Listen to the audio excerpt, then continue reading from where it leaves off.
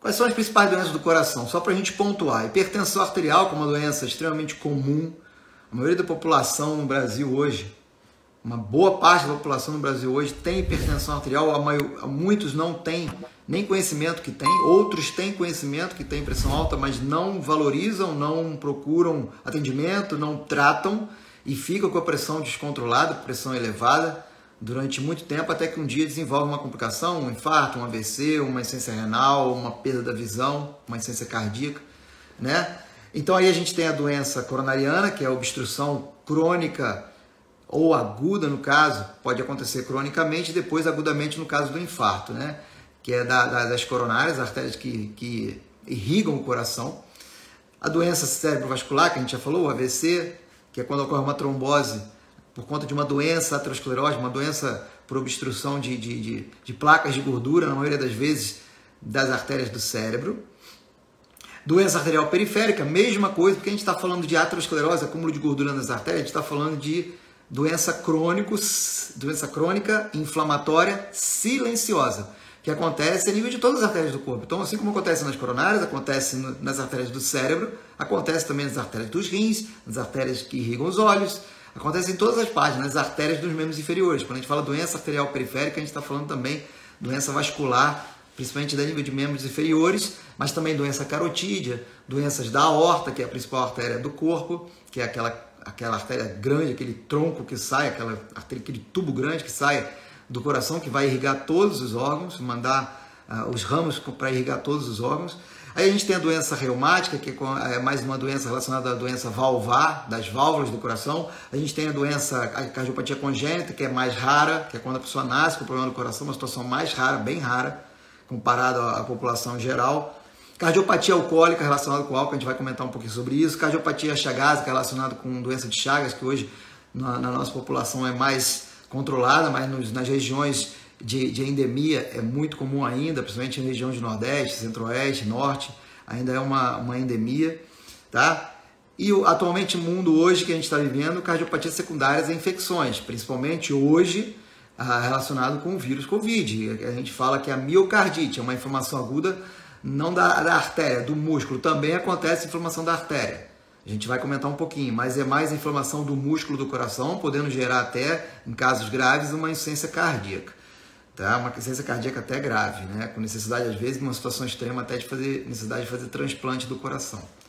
Né? Fatores de risco para doença cardíaca, a gente tem vários, e aí que eu quero tocar um pouco no assunto, que o que adoece o coração é nesse sentido mesmo. Percebam que a grande maioria das coisas que a gente vai pontuar são evitáveis, ou seja, depende das tuas decisões, das tuas escolhas diárias que vão determinar se você vai desenvolver esses problemas, essas doenças e lá na frente ter um infarto, um AVC ou não. Então, por exemplo, hipertensão arterial, que é a pressão elevada cronicamente, diabetes, problemas de dislipidemia, que a gente fala, que é alterações do perfil lipídico, colesterol, triglicerídeo elevado, colesterol elevado, HDL, colesterol com colesterol baixo, tudo isso aí vai aumentando o risco cardíaco.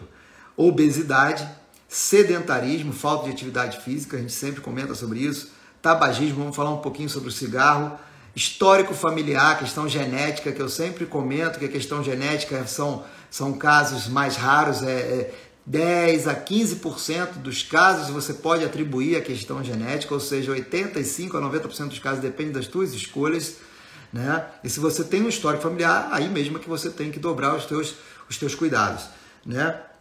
Etilismo, indiretamente, não diretamente, mas indiretamente, existe uma coisa chamada cardiopatia alcoólica, que é uma doença crônica no coração, em que o coração vai perdendo potência e contratilidade cronicamente por conta do excesso de álcool durante a vida da pessoa. Uma cardiopatia de origem alcoólica. O álcool é que acaba causando essa doença, que é irreversível. E também, em casos avançados, não tem muito tratamento. Tratamento medicamentoso, mas não tem muito o que fazer. Né? A qualidade de vida da pessoa cai muito quando ela desenvolve essa cardiopatia dilatada, porque ela perde potência no coração dela e dificilmente ele recupera. Né? E aí outras causas, cardiopatia, o fator estresse que a gente vai falar também um pouquinho aí, o fator emocional, estresse, nesse período de pandemia, o fator estresse, o fator ansiedade explodiu no Brasil, no mundo todo, mas no Brasil foi uma coisa que que surpreendeu de forma negativa, porque o Brasil foi um dos países que foi considerado um dos países mais ansiosos, é um dos países que é campeão mundial de uso de medicamentos para ansiedade, antidepressivos, ansiolíticos e antidepressivos. Síndrome do pânico, explodiu casos de ansiedade e síndrome do pânico aqui no Brasil, nesse período aí da pandemia. E aí entra outras questões, né?